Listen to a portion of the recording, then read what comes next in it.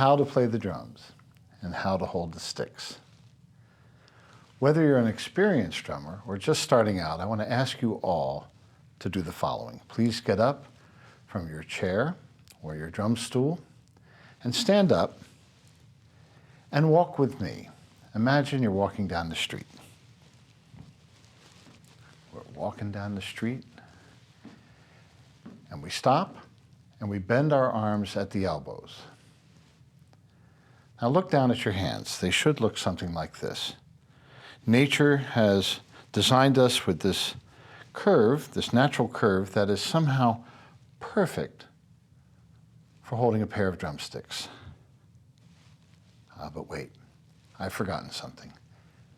We should wash our hands right now. So imagine you're washing your hands, plenty of soap and water. Get them good and clean. You rinse the hands off. No towel. Well, how do we dry our hands?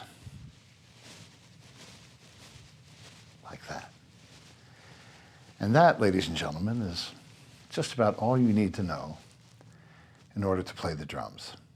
Now, this is something I got not from some smart aleck down the street, but from a gentleman named Bill Platt, recently retired after 40 years of being the principal percussionist in the Cincinnati Symphony Orchestra.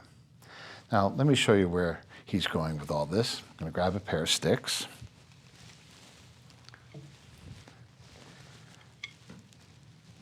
Okay. So in holding a drumstick, the new line of thought is taking us away from the term grip, because grip implies that you're holding on tight for dear life. Rather, we're guiding the stick. Tradition has also informed us that the fulcrum, we always say, is between the thumb and the index finger here, where experience seems to be pointing out that the fulcrum is as much with the middle finger, that point where the thumb pressing down on the stick makes contact with the rest of the hand. And whether you play matched grip or traditional grip, by the way, in case you're curious where the so-called traditional grip comes from, many years ago when drums were used on the field of battle or as part of the military for parades or a call to action or arms, the drum would be suspended around the drummer's neck by a shoulder strap or a piece of rope, and the drum would hang at an angle. And it just didn't work for a drummer to be playing an angled drum like this. So they came up with this technique to accommodate the angle of the drum.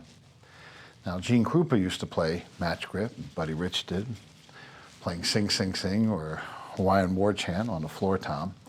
And then, of course, Ringo and Billy Cobham and then drummers who took this ambidextrous approach to drumming. Match grip makes a lot of sense. And for power, it's terrific. Much of the jazz drumming vocabulary has been developed with the traditional grip. It's the grip I first learned and the grip I'm still most comfortable with in playing.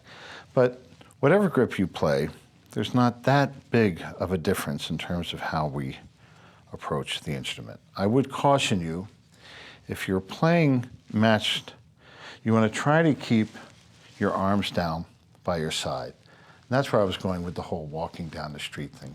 We don't want to play like this, all right? Right angles in general are not a good thing with drumming.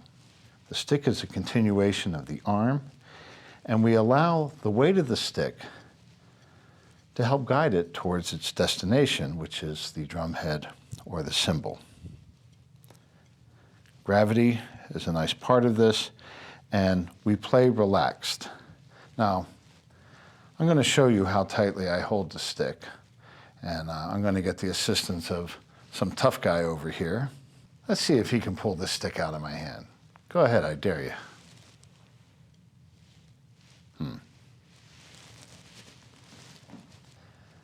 Well, that wasn't too difficult, was it?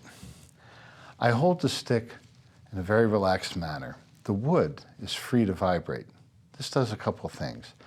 I get a better sound out of the instrument, whether it's a cymbal or a drum, and I minimize the risk of causing harm to myself. If I'm holding the stick tight and I hit a drum hard, then the shock will not dissipate in the wood of the stick, but it will instead travel up my arm, and before I know it, I'm going to have some serious problems with my elbows.